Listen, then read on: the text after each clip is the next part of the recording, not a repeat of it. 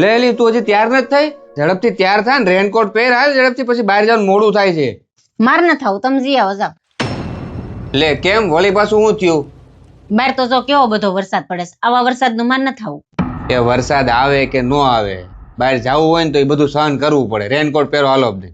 તમને એક વાત કહું, આપણે એક ફોર વ્હીલ લઈ લઈ તો. ચોમાસું હોય, શિયાળો હોય કે ઉનાળો હોય, આપની કઈ તકલીફ જ ન પડે. હું ફોર વ્હીલ લઈ લ્યો? ફોર વ્હીલ કઈ મફત આવે છે?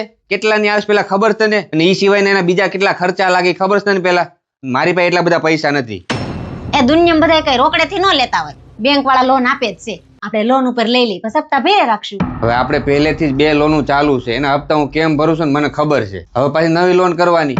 બધાના છોકરાઓ કેવા ફોર વ્હીલ માં ફરવા માંડ્યા, કોણ જાણે આપણો વારો કેદી આવશે. એ મને બધી ખબર છે. એ ઓલા પાડોશીએ ગાડી લીધી ને તેદુનું તને હક નથી. એ તમારે જે સમજવું હોય, તમારે ફોર વ્હીલ લેવી જ જોઈએ, તો જ હું તમારા હારે આવે, નહીતર તમે જાયજો એકલા. તો બીજા લે આપણે લેવું જ પડે. બીજાની ને આપણી કેપેસિટી જરાક જોવાની હોય. એ તમે જે સમજો એ. હવે તમારે ફોર વ્હીલ લેવી જ પડશે, નકર હું તમારે હારે ક્યાંય નહીં આવું. અને પછી તમારે જ્યાં જવું હોય ને જાયજો એકલા.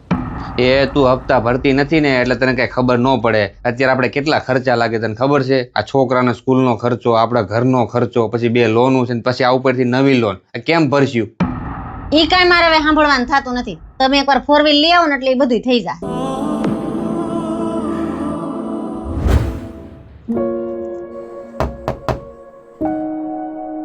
હા જસુભાઈ કોણ છે? તમે છો? હા બોલો ને, હું છું જસુભાઈ. હું બેંકમાંથી આવું છું. તમારા પાછળના 2 હપ્તા અને એક ચાલુ મહિનાનો હપ્તો બાકી છે. 3 મહિનાના હપ્તા બાકી છે. લાવો પૈસા.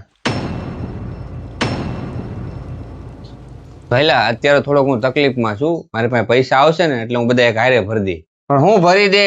આ હપ્તા ભરવાની તેવડ ન હોય તો ગાડીઓ લોન ઉપર ન લેતા હોય તો? એ ભાઈ કેસે ખરા પૈસા આવશે એટલે ભરી દેવું, એમાં તમારે એટલું બધું બોલવાનું શું જરૂર છે? એક તો ગાડીઓના હપ્તા ભરવાની તેવડ નથી, ઉપરથી પાવર કરો છો. જો ભાઈ હવે હું ગાડી લઈ જાઉં છું. જ્યારે તમારી પાસે પૈસા આવે ને હપ્તા ભરવાની તેવડ થાય ને ત્યારે પૈસા ભરીને ગાડી લઈ જઈજો. એ ભઈલા રેવા દે યાર, એવું નહીં કરતો તું. તું એવું કરે ને તો સોસાયટીમાં મારી બદનામી થાય. આ સોસાયટીમાં હું કોઈને મોઢું દેખાડા જેવો નહીં રહું. અરે મોટા ભાઈ, આવું બધું છે ને, ગાડીની લોન લઈને એ પેલા બધું વિચારી લેવાય. કેપેસિટી ન હોય ને તો આવી લોન જ ન લેવાય.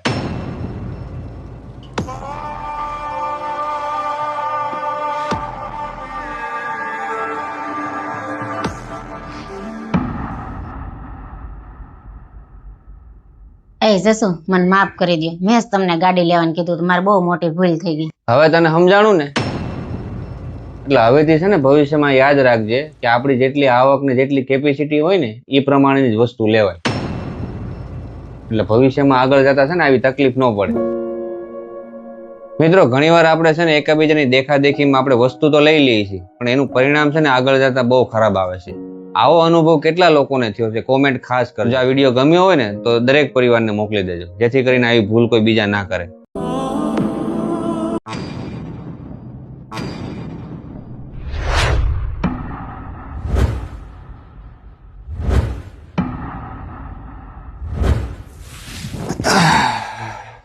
જોવો બધા કેવા નવી ગાડીઓના ફોટા અને વિડીયો સ્ટેટસમાં મૂકે છે.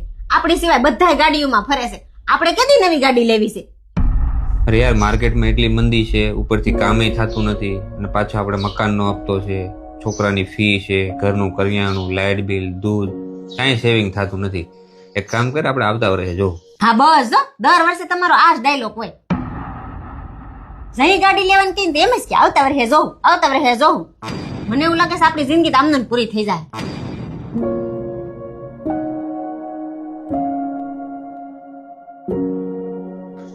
તારી વાત તો સાચી છે, પણ તને એક વાત પૂછું?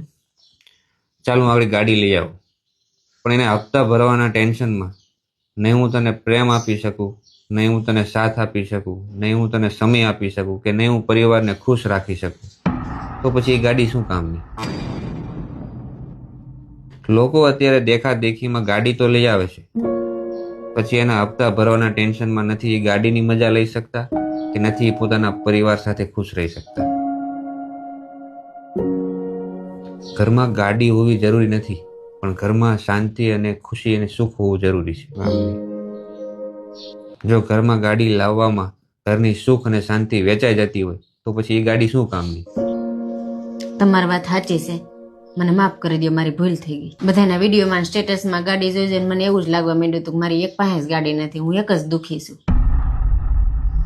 મારે અત્યારે ગાડી નથી જોતી, અત્યારે જ મારે તમારો સાથ, તમારો પ્રેમ અને સૌથી વધારે મારે તમારી ખુશી જોઈશ.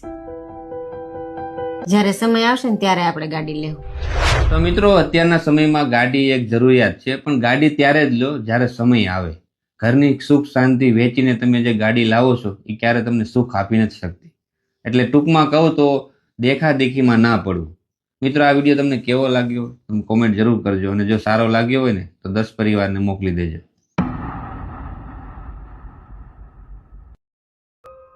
પપ્પા આપણી ગાડીની ચાવી આપો તો.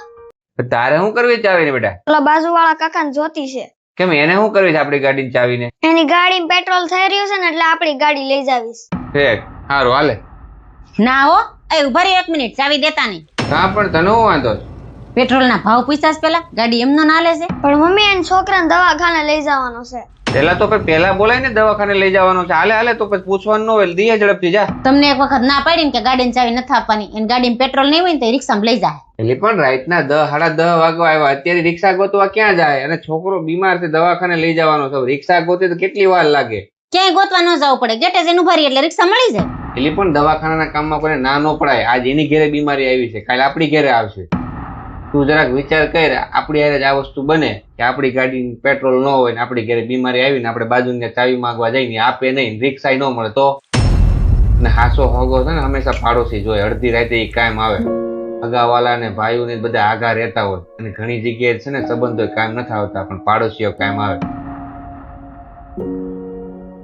હાલ બેટા, તું ઝડપથી ચાવી આપીએ જા, અને એને કહેજે કઈ કામકાજ હોય ને તો ફોન કરે. એવું લાગે તો હું ભેગો દવાખાને આવી.